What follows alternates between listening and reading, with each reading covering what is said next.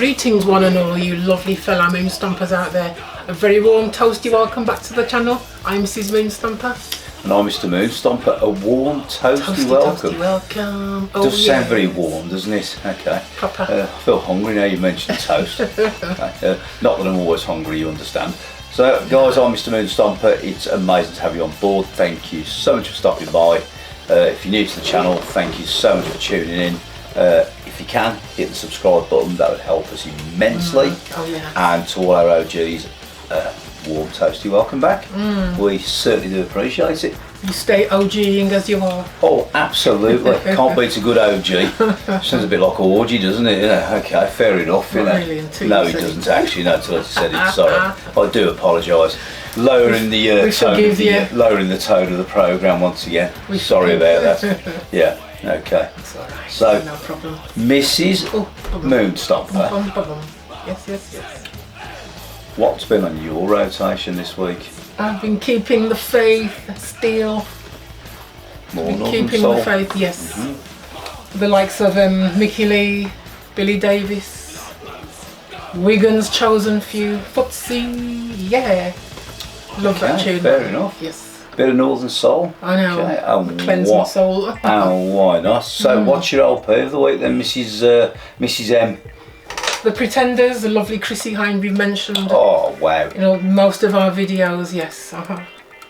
Yes. Learning to Crawl, it's called the album. That is absolutely amazing. Yes. It is indeed. So, that's got 2,000 miles on, if I remember rightly. It's also got Back on the Chain Gang, which is probably my favourite. That's my favourite Pretenders track. Love that track. I just like the Pretenders anyway. Yeah, so like the earlier stuff like Brass in Pocket. Well, this was from 1984, this Learning to Crawl album. Was it as late as that? I thought it was actually earlier, but okay, fair enough. Big up to the Pretenders. Absolutely. Yes. So, there you go. Et toi? Okay, I've had a bit of an eclectic mix this week. As you do. So yeah, a bit of everything, to be honest with you. A bit of what have I had, what haven't I had. So I've had a bit of Bruce Springsteen, a bit of the Boss. Oh, the Boss, the Boss. Yeah, fancied a bit of that. Yes. Then a bit of Tom Petty and the Heartbreakers, Neil Young. So I've had that sort of a week, if that makes sense. Would you class it as soft rock or something? Yeah, it's kind of, yeah, it is. But I do like that from time to time. It's just it's easily listening music. Oh yes. And then just sometimes you just need that, don't you? You do, yes. Yeah. A bit of an unwind after. We've had another busy week again. This week's been absolutely horrendous. Been such a whirlwind again. Yeah, absolutely horrendous. Gosh. And my LP of the week. Oh yeah. The Stranglers, Rattus Norvegicus, which is, I think it was their first LP from 1977, and that's got Hanging Around on it. It's got Peaches as well, and some other great hits. Peaches on the beaches. Yeah, absolutely. So yeah, and we've got. They are called Stranglers. Yeah, we've got the Stranglers up and coming. I know some of you aren't going to like the Stranglers, but I love the Stranglers, so why not? Yeah, some of you might like the Stranglers, so stick around and stay tuned for that one, guys. Yes. Absolutely. Nice one. Lovely. Yeah. So, what the hell's happening in the UK then, Mrs. Moon Stomper? Oh, still the same. Oh, yes, absolutely. Unrest, this civil unrest up and down the country again. Yeah, so is it right to comment on it? I don't know. But what I will say is this. If people want to fly the flag and be patriotic, then that's exactly what you should be doing. And I don't see what the problem is with flying your flag for your country. So yeah, we're I think we're on the side of flying our flags. Yes, we're with them. Yes. Absolutely. Especially, I've got the flag on. See. That's your flag. Well, it's your flag. It's not my flag. It's your flag. It's half and half. Well, yeah, exactly. Yeah, there you go. Fair enough. Flag flying, man, without even realising it. Yeah, there you go. And there you go. Fair enough. All right. Okay.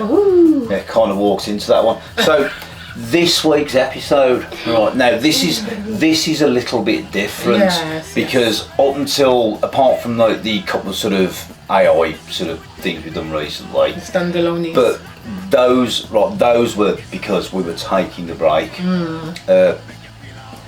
this week's episode is not about a band. Well, you've all seen the thumbnail, so you all know already, but it's Rock-O-Rama Records. Record label, yes. Yeah, a little bit different, so not about a band, but about a strange record company. So, Mrs. Moonstomper, Yes. who the fudge are Rock-O-Rama Records? Who's a fudge?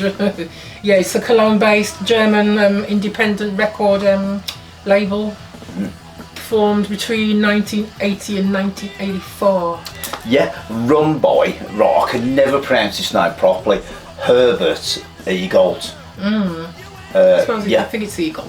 And established by him and run by him. Right, now this record company is, it's not odd, but it's just different, and it's alternative as well. So, and it was initially dedicated to the release and distribution of left-wing and apolitical German and international punk and hardcore. Oh yes. Indeed, yeah. So there you go. Right. So Rock-O-Rama became a leading label later on in life. So we'll go into this a little bit deeper, and that was for white power rock and rock against communism. And that was from the middle of the 80s, and then in, I think it was 1993, basically he got raided and he closed the label under the threat of action from the German authorities. Threat of legal action. And that's the end of the show. No, just joking, guys. Right, so going back to the beginning. Now, Herbert Eagold began his career in music in I think it was in music distribution in the 70s. Yes. And selling none other than bootlegged American rockabilly recordings, and he did that via mail order. The service called Big H, was it? There you go, Big H, Mrs. Moonstomper knows. Then in '78 he opened a record store in Cologne, and that was to serve the basically it was to serve the punk scene. That's it. And it was like big then. And he put that under the name of Rock-O-Rama, so the store became Rock-O-Rama. Yes. Then, I think a couple of years later, they moved into the production and publishing of music. When I think it was members of it was a Frankfurt punk band called, was it Vomit Visions? Please. Okay, fair enough. What's the name for a band? It's punk. Yeah. Vomit Visions. They persuaded Eagold to issue their first single, which I think it was called Punks Are the Old Farts of Today. And that was done in 1980. 1980, yes. Now, that's so punky. It is, but now a little bit different to UK punk, but they've got the punk attitude. Oh, yes. But the thing is, with that record, it was the record did it set the standard for what punk should be? Oh dear, sort of. Maybe. Some people found it not so easy to listen to. Yeah. So. But it wasn't really mixed either, so it was a real shit recording. Let's face it, and there were no values in the lyrics. It was allegedly it disparaged its own genre, and the record challenged you to actually like it. So basically, it was shit. Okay. And most punk bands didn't actually follow that standard, and thank God they didn't. They thought it was awful, didn't they? Yeah, they did. Yeah. Awful. What's that racket? Yeah, but I mean, allegedly, it stood out in a sea of what are basically overproduced lectures on ethics. Yeah, basically. Yeah. Okay. So enough of that. Enough of that crap. Oh dear. So, but do you know what? So Vomit Visions didn't really exist as a band apart from when they get together and make. Do they have a session, like a jamming? Yeah, they get together, so it wasn't like a full-time band. Oh right. Yeah. And I think when they did that single as well, the thing is with that is they only did one pressing, and in that one pressing, they only made 1,000 units. Gosh, that doesn't seem like a lot, does it? No, and the band were paid 600 Deutschmarks for that. So that's 60 That's like, was it cents? I don't know what the Deutsch. I can't remember what Deutschmarks were now. Deutschmarks are equivalent to £1, I think. Right. Yeah, but the band, right? So the band actually bought several hundred copies of that from Herbert to distribute. Well, they distributed themselves. Yes. And then what they did was actually sort of hand-wrote lyric sheets. That's it. Yes. Yeah. Okay. Fair enough. And then popped them in with the single. That's very unusual for musicians to do that. No, I mean they wanted. Well, they wanted people to see it, didn't they? Want people to buy it. But allegedly, Ergol made more copies without the band's knowledge. Oh, right. Allegedly, possibly, maybe. Yeah. Is that even a thing? Well, I don't know, but yeah, it probably is actually, because it's like that. But Vomit Visions didn't release any more material on Rock-O-Rama. Oh, right. And the reason for that was Ergot wanted all the rights to the music. Okay. And Ka-ching order. yeah, there you go. Sign over all your rights. Yeah. It's like, okay, no. How about no? Got your money. Yeah. And the band, obviously the band didn't want to give up the rights, so they left the label and released the next label on their own. They did, yes. Yeah. But Gosh. that record actually became iconic for Rock-O-Rama because at the top of the back catalogue, that was the first record on there. So, you know, it's, yeah. Gosh, goodness me. And it was all on and what they did, Rock-O-Rama, was they put it on all their LP inserts, so it was always on the top, and they did that between 82 and 89. Yes. So for that 7 years solid, that record was right at the top of the back catalogue list. Wow, goodness. Yeah, and everybody could see that. Oh, Yeah. I see. So there you go. But Rock-O-Rama continued to publish releases from mostly apolitical German punk bands through the early 80s. Then in 83, I think, was it Ergol, did he negotiate an agreement with, was it Propaganda Records? Propaganda, yes, that's the one, yes. Propaganda Records. And that was for I think that was for Propaganda Records, had all the Finnish hardcore bands on, like the Northern European hardcore bands. Finland, yes. Yeah. Yes. And basically it was to issue releases from their roster. Okay. So yeah. Wow. And then in the same year, Rock-O-Rama signed British Punk's Skeptics, and that was the label's first overseas band, I believe. Yeah. So Skeptics from Great Britain, first overseas band. Ooh. So there you go. Brilliant. Still a punk band. Yeah. Yes. So, and everybody has Rock-O-Rama down for this like extreme sort of, you know, but it wasn't their roots. But over the next 4 years, Rock-O-Rama become one of the most prolific punk labels in West Germany. I think they released, what was it, 40 odd records at that time. It was, yes. Yeah. And then It doesn't seem that much though in the grand scheme of things. no, but for a small label, yeah, that's a big deal actually. Right. But then the label went in a completely different direction after '86, and there were very few punk albums released by that label. That's it, yes. Yeah, so completely different. But there you go. So yeah, a strange label indeed. But sort of winding back to '83. Now, Ergol arranged a deal to distribute Screwdriver's 7-inch singles, and that was on their label. So that was on the label White Noise Records. And then the next year, Rock-O-Rama released Screwdriver's second LP, which was Hail the New Dawn, and that was 1984. That was also on White Noise Records, but because White Noise Records lacked the finances, they'd got no money whatsoever to press a full-length LP. Rock-O-Rama also offered the band a,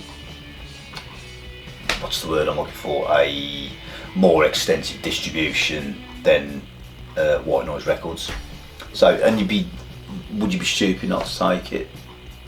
Maybe. Oh, you decide. Well, yeah, exactly. But the thing is with that, like, it's just, you know, you're doing a deal with the devil there. But that's record labels for you. They're not, it's not a charity, is it? No. Yeah. So there you go. Yeah. And then I think was it? I mean, that was the success of Screwdriver. Possibly was the distribution. Yeah. Yeah. And then Screwdriver's relationship with Rock-O-Rama, that catalysed the growth of what you call the RAC scene in Germany. Some would say it was the neo-Nazi skinhead scene, but it's the RAC scene. That's what I'd say. Oh yes. Yeah. Others might say different. Yeah. So there you go. So you can see how they've gone from extreme left to extreme right, but they've gone where the money's. They've gone where the money actually is. I suppose that's savvy. Yeah. It's a savvy thing to do in that own right. Yeah, I think so as well. But that release of Hail the New Dawn, that signalled the label's marked shift towards the neo-fascist music market, and that was probably through what I would say was maybe the latter half of the 1980s. Yes. But Ergold himself did not hold far-right political views. As some would lead you to believe. Yeah, just because you're doing something, just because I like Screwdriver doesn't mean I'm far-right political, just because I like that. But what he actually saw was he just saw the profitability of it. That he can actually make money out of it because nobody else was. And there was a need for it, there's a demand for it. So if there's a demand for it, why not? Yeah, exactly that. Just because you deal in whatever doesn't mean you take it, does it? Or believe it. Yeah. And despite all that, Rock-O-Rama became it was the major label in rock against communism. Yes, it was. And that was without equal, as far as I'm aware. Yeah. So. Oh yes.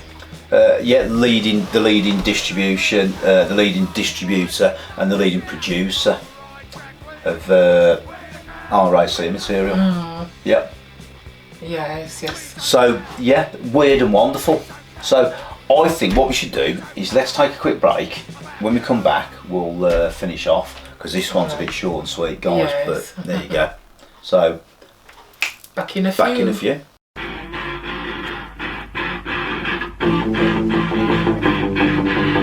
English started everything. Oh, I forgot all the words. I'm not here to fuck the now. There's no one else. Fuck the old rest of the day. Fuck the old rest of the day. Fuck the old rest of the day. 20 lives, just a lie. He is not an eye. Hero nails and I just swear. All the man will live today. Fuck the old rest of the day. Fuck the old rest of the day. Fuck the old rest of the day. Thanks for stabbing him so loud. But in fact, it wasn't far. Did the fuck the right effect? Let's stack this being made. Fuck the old man! Fuck the old man! Friends up what has stars, but they don't see what they are. Aiming at a big star, such a fuck became a man. Fuck the old man of the day! Fuck the old man of the day! Fuck us all as better gimmick, no one has the most for me. The ending moment is the boss, and the day show all enough. Fuck the old man of the day! Fuck the old man of the day! Fuck the old man of the day!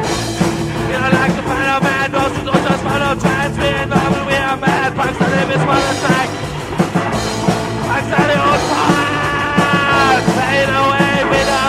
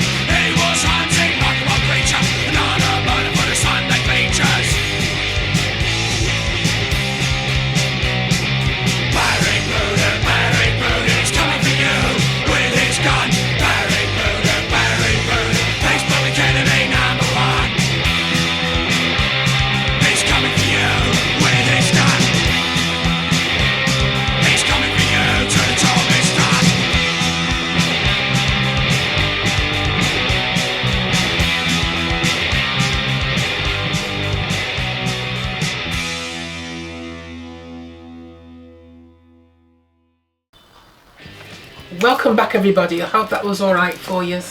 Yeah, hope it was indeed.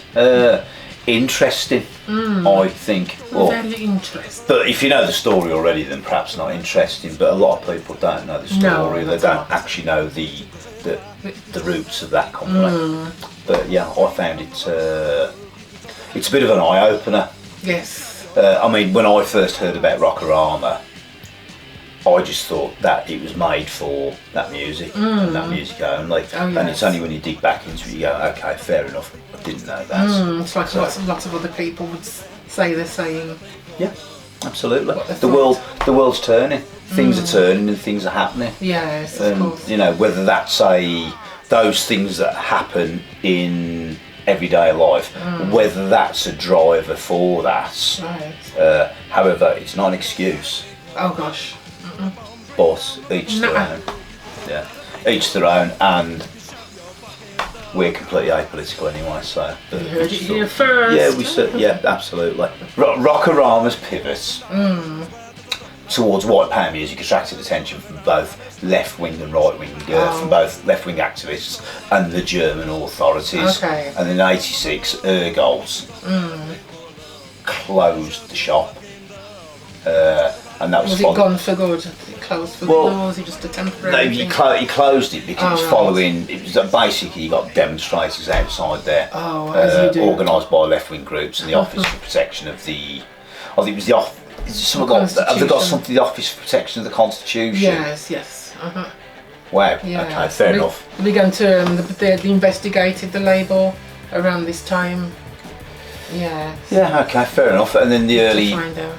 I think in the early 1990s was the scrutiny of white power music scene in Germany that intensified. Exploded, didn't it? Yeah, well, Oh, I think the scrutiny of it, so where the right. government were looking into it a bit I more. see. But I don't to the issue. If you don't like it, don't bloody listen to it. So you turn your head. Yeah, exactly. That way or that But way. I think that was in the wake of the anti-immigrant violence, notable Yes, incidents it was. from the, as we mentioned, barbecue in Rostock. Oh yeah. So it's that terrible. was from that, and then the genre just exploded in popularity. Oh yes. Yeah, It did. so there you go. And then it was I think but wasn't there somebody called Der Spiegel or something like that? Der Spiegel. He did an expose of it. Yeah, okay, In fair enough. 1992. But that expose just pushed it into more popularity. Yes.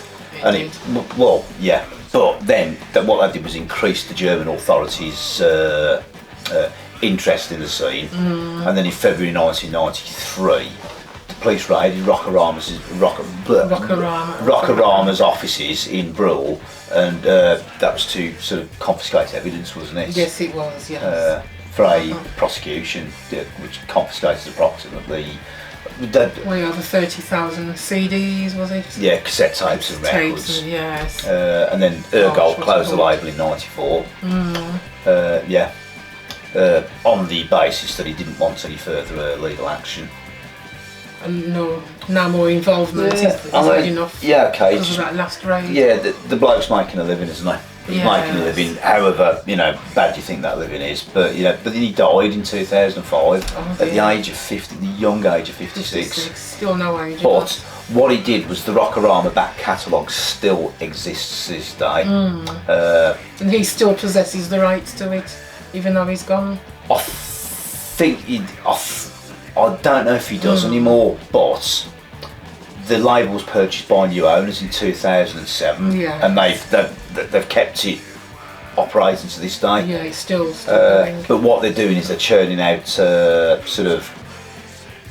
it's all back catalogue. And reissues. Yeah, so they have got a website, but Oh, yes.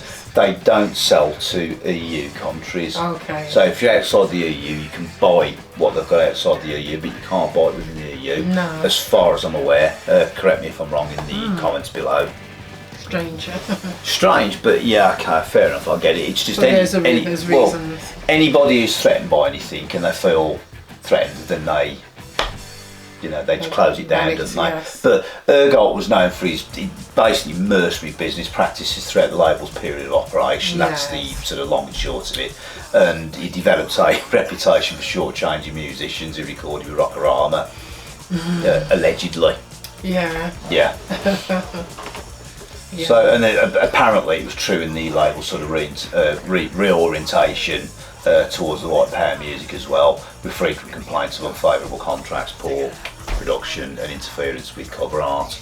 But I think on one cover art, I'm sure what he actually did was he put a sticker on the cover. I can't remember which LP or single it was, and the cover art was actually a fucking sticker of whatever it was. So yeah, that was a Swedes, weren't they? Absolutely, really, really poor. But in all honesty, nobody made any money from that. No. Nobody at all. You know, not Screwdriver, not anybody. They didn't make any money at all, or what you call a substantial amount of money. Oh right. Yeah, because it was sold in low volumes.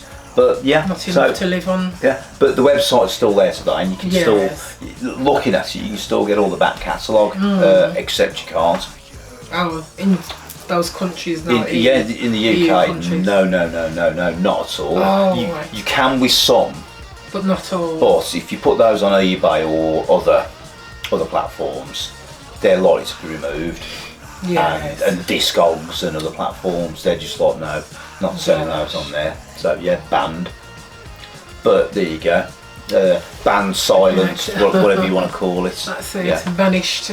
But like I say, the bloke was apolitical. Yes. Yeah, and I think people missed that point. He was just making money. Yes.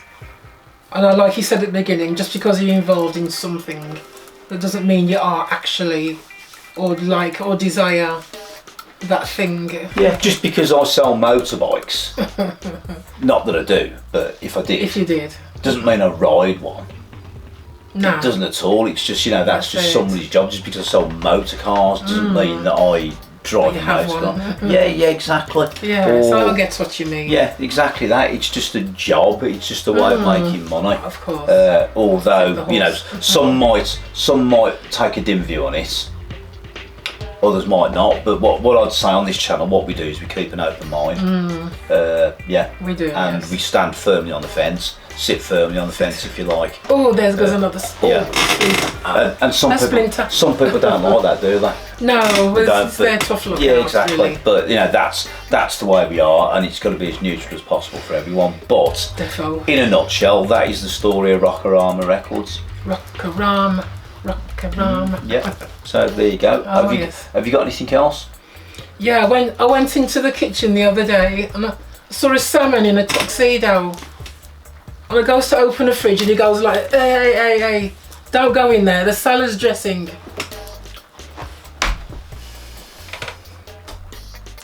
Yeah, okay, Mrs. Moonstomper, get in the bin. Alright. Right. Ooh. But I have to say, I thought I was supposed to do dad jokes and you've just taken over, haven't you, really? But there you go. Have it. So, Mrs. Moonstomper, what have we got coming up next week? Oh, that is it another standalone? No. Don't tell me. I won't tell you. That's why I asked you. But as soon as you can't remember, I can't remember. You'll have to tune in and wait and see, guys. But we'll post it round about the back end of the week, and you'll see it anyway. And hopefully it's to your liking. So, yes. Anything else? Nuh-uh. Are you sure? Have you got anything? I haven't indeed. No. Anything else? No jokes, no nothing. All right. So, guys, as ever, I've been Mr. Moonstomper. Much peace, much love. Until the next time, guys. Peace out. Mrs. Moonstomper says, thank you for watching and love you lots. Peace. See you next time. Bye bye.